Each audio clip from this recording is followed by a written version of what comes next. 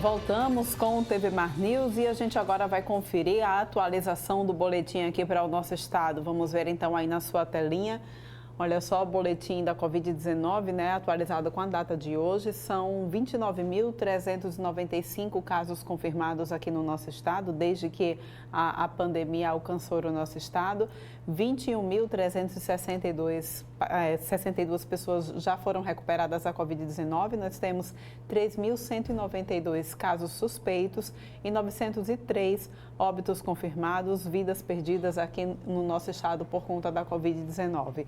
A gente passa então para o próximo slide e mostra para vocês também como é que está a ocupação dos leitos aqui para o estado de Alagoas. Subimos novamente, né? Cada dia parece que a gente sobe um percentual para a ocupação dos leitos na UTI. Hoje nós já temos 82% de ocupação dos leitos da UTI, o que já começa a preocupar bastante, né? Os 47% também dos leitos para quadros clínicos já estão ocupados aqui no nosso estado e nós temos 3% de ocupação dos leitos nas UPAs também por conta da Covid-19 aqui no nosso estado. Caiu bastante, inclusive, a ocupação das UPAs, né? E a gente passa então para o próximo slide para a gente mostrar como é que está a situação aqui no nosso país. Já 1.106.470 casos confirmados aqui no nosso país e 51.271 vidas já foram perdidas por conta do novo coronavírus, né? Vale sempre a gente lembrar, gente, não são números e a gente não pode se acostumar em passar esses dados para vocês, nem vocês aí em casa devem se acostumar a receber esses dados, né? Não são dados, são vidas que estão sendo perdidas por conta da Covid-19. O Brasil tem mais casos confirmados da doença que Rússia e Índia juntos. O terceiro e o quarto países com mais registros de acordo com dados da Universidade Johns Hopkins. O Nordeste é a segunda região brasileira com mais óbitos causados pela Covid-19, atrás apenas do Sudeste. E a boa notícia é que no Brasil, metade dos infectados já estão curados da doença.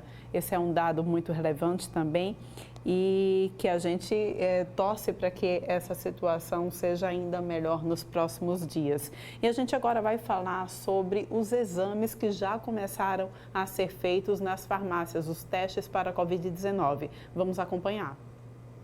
Farmácias e drogarias estão aptas e autorizadas a fazer o teste do coronavírus aqui e em todo o Brasil.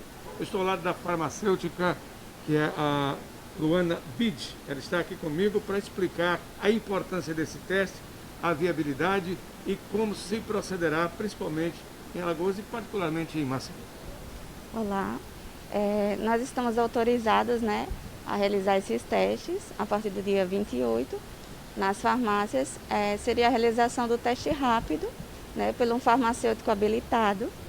E aí, quem quiser fazer, é só procurar o serviço das farmácias que esse teste vai estar disponível. O que é que vai ser exigido da estruturação? Como é que vai proceder toda essa logística aí? Certo. Nós precisamos de uma sala, né, com descarte adequado, com o pessoal treinado, com o farmacêutico fazendo os usos dos EPIs e seguindo todas as normas de segurança e de higiene, né? É um teste simples, realizado na pontinha do dedo, com a coleta de sangue, e é um teste rápido que o resultado sai de 15 a 30 minutos. Há uma reclamação de subnotificação. Nesse caso, como é que se dará a importância da notificação para se saber como está o quadro de pessoas em todo o país e aqui em Maceió? Pronto, vai ser muito importante que esses testes eles sejam notificados, todos serão notificados, e os exames eles devem ter rastreabilidade, né? A farmácia ela deve guardar todos esses resultados e notificar tudo junto ao órgão. Doutora Luana, vai ter a necessidade de repetição desses testes? Então, se o paciente fizer o teste der não reagente, né, possa ser que ainda não tenha desenvolvido os anticorpos, e aí depois de uns 10 dias pode ser necessário que se repita esse teste, sim.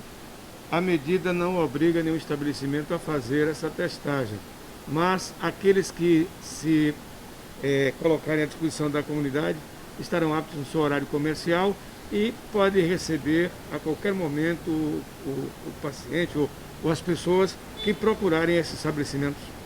Pronto, a farmácia ela não é obrigada a realizar o teste, né? Só as farmácias que quiserem. As que estão ofertando geralmente são as redes maiores, mas não é uma obrigação, né? As que se dispuserem a realizar esse teste podem ofertar à população.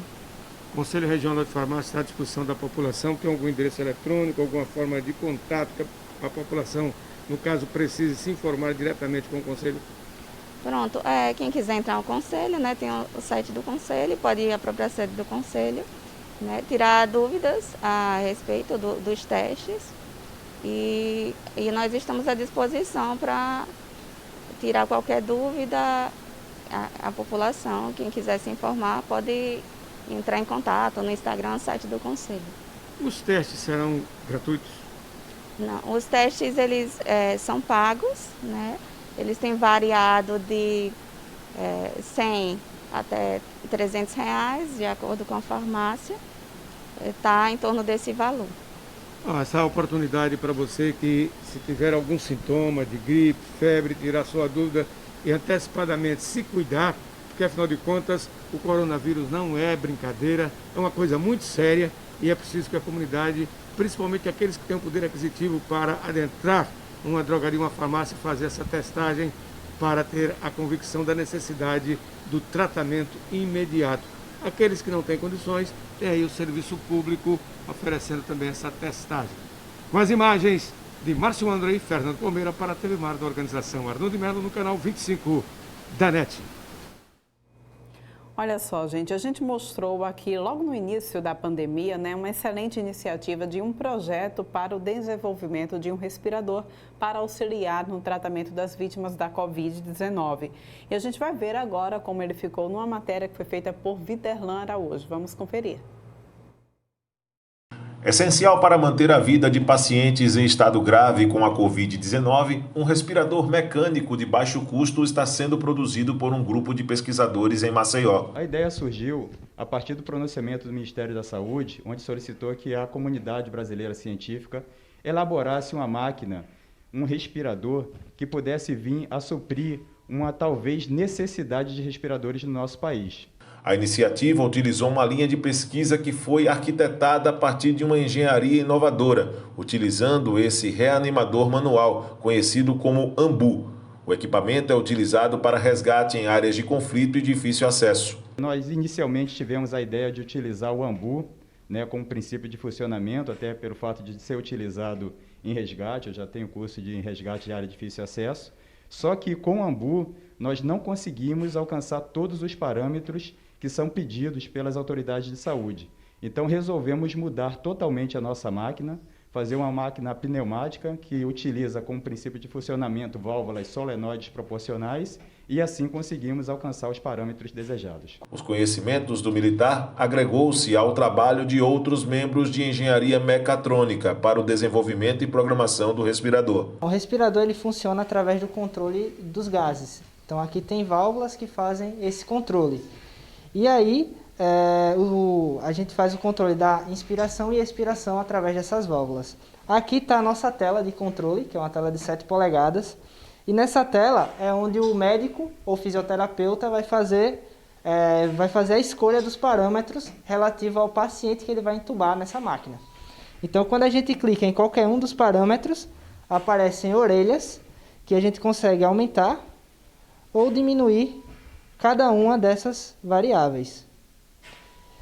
Após isso, o operador vai apertar em iniciar e aí ele vai iniciar o processo de terapia do paciente. Foram feitas também diversas peças em impressora 3D, como os conectores de válvula de inspiração e expiração, a PIP, o Y, que também podemos encontrar com material médico, mas decidimos construir o da gente, e o sensor de fluxo. O protótipo gera ventilação por meio de artefato mecânico, recebeu o nome de Respiral e, segundo a equipe de pesquisadores, tem o seu valor estimado em R$ 3.500. Os testes do Respiral só podem ser realizados após a aprovação da Agência Nacional de Vigilância Sanitária, além de passar por certificação. O próximo passo é de fundamental importância e justamente a imprensa está nos ajudando nesse sentido. Por quê?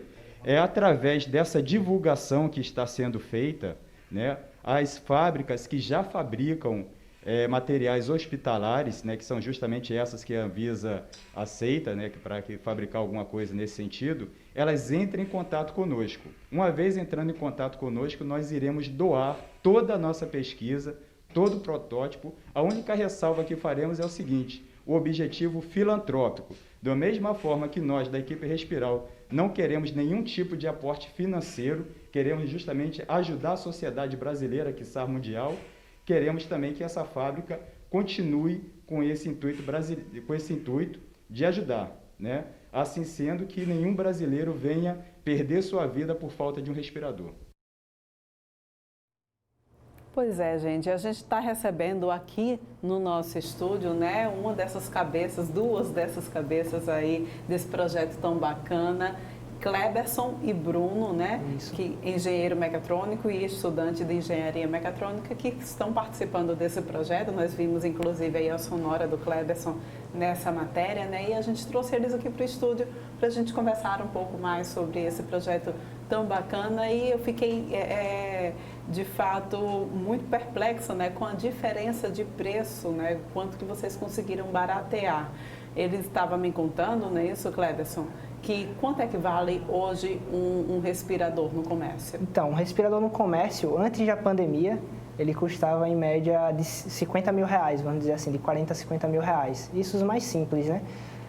Hoje em dia, após pandemia, né, eles estão custando mais que o dobro desse valor. Então, a gente gastou na faixa de R$ 6.500 para desenvolver esse nosso respirador. E ele tem uma ótima confiabilidade, né? E o custo é bem reduzido em relação aos respiradores industriais. Outra coisa também é que esses 6.500 são os custos com insumos. Então, não está implementado custo com imposto, mão de obra e tudo mais. Então, esse valor, obviamente, vai subir um pouquinho mais quando for para a produção, no caso, né? Ainda que esse valor dobre, ficaria, então, em torno de 12 mil reais o custo, né?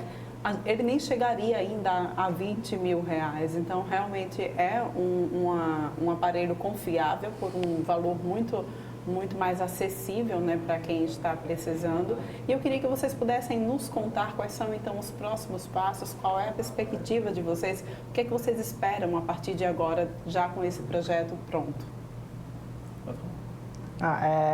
Com esse projeto pronto, a gente está esperando fazer essa etapa agora, que é a etapa de divulgação, que a gente quer que alguma empresa se interesse pelo nosso projeto e que pessoas não morram por falta de respiradores, né? Isso é o que a gente realmente quer fazer essa diferença.